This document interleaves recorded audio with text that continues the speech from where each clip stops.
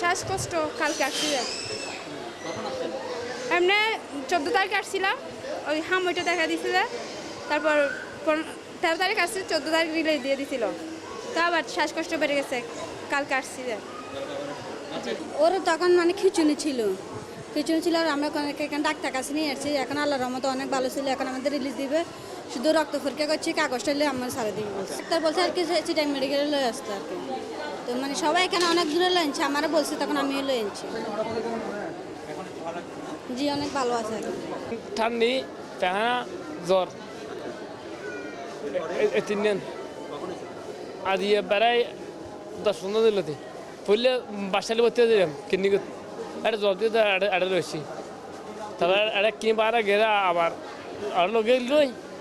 8 নম্বর অত 9 নম্বর লগে 9 অত আবার এটা আবার এসে রুম ভর্তি করাইছে এখন অত সিরিয়াস